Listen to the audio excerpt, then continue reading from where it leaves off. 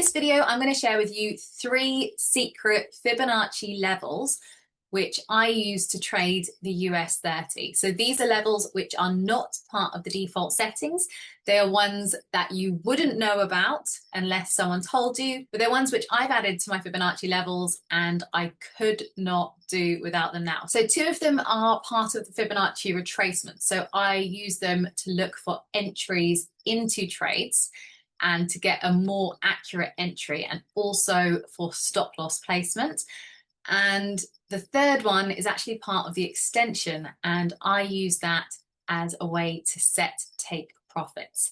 If you're excited to learn, hit the thumbs up button before we get started. And if you are looking for more content like this, or you're looking for a trading coach or help with your trading, then make sure to follow Trading Angel to stay up to date. So just quickly before we get started, I'm going to say that trading is very risky and you should always practice everything that you see in any video before going live. And I'm by no means telling you that you should trade or how to place a trade. I'm just showing you how I use certain things as part of my trading. So this is my Fibonacci retracement tool, which is up on the charts here. And I'm just going to double click into it so that you can see the settings that I have.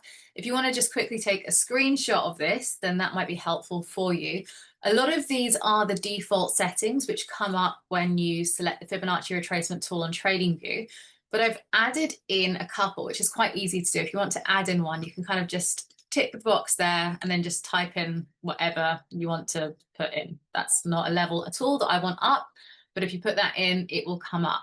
So that's how you adjust it. The ones that I've added in are 0.65, 0.75, and 1.33. So my favorite level, which I use very, very frequently, is 0.618.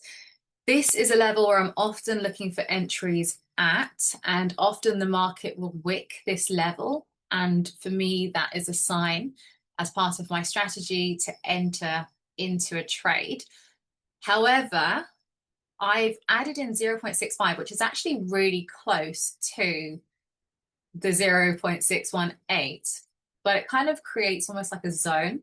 And I find that often the space of the zone gets used. And this is helpful because it kind of gives me a little bit more of an area that I'm looking for rather than a set level. I also find that's really helpful for stop losses, because if I put a stop loss just outside of the 618, then I would know that it's probably going to get hit just on natural volatility, whereas I would actually be looking to put it outside of the 0.65. You see in this example, the market came back, it retraced to kind of the 618, but really it used the 65 a little bit more accurately, and then we saw this huge push up from that level.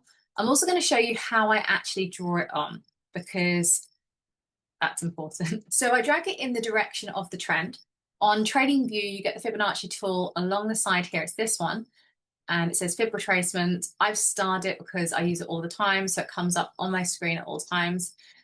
And I will drag it from the body of the candle, which first sets the move in the direction.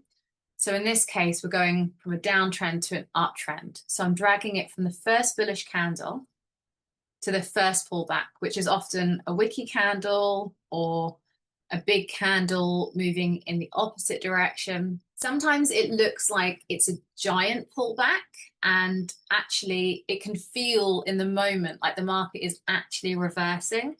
So using the Fibonacci retracement helps me to wait for a good setup off one of these levels rather than being reactive to every twist and turn.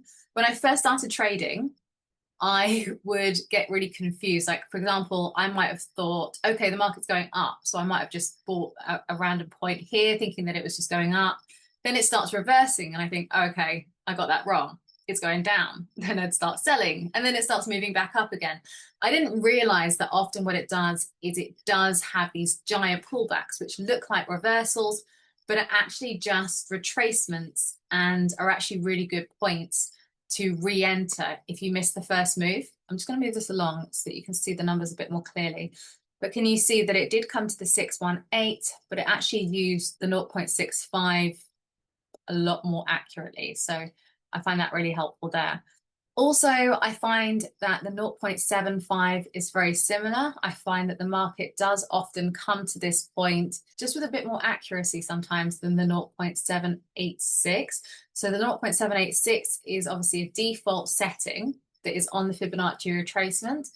And if the market breaks through this point, then I would still be looking for an entry off this point, but I find that sometimes it hits the 0.75 instead. So it just gives me an extra point where I know that there are often moves where the market moves from. And the final secret level on the Fibonacci is 1.33, which is actually part of the extension. And I use that to set a take profit. So what I do is I take off the Fibonacci that I've already drawn and I redraw it on. But this time I drag it from the top of the retracement to the bottom of the retracement so that you actually get it coming up the other way. And then can you see this line here, 1.33 is often a point where the market will go to. So often the market will move for an extra third of this move. And therefore, I find that this is a really nice place to set a take profit because it means that I'm just getting a little bit more profits than if I set it to the top of where the market first retraced from. So I hope you found this helpful. I will put those levels in the description below. So if you want to add them to your Fibonacci and see if that works for your trading as well, then you can do that. And if you are looking for one-to-one help with your trading, then you can send me an email at info@tradingangel.co.uk and title it Coach.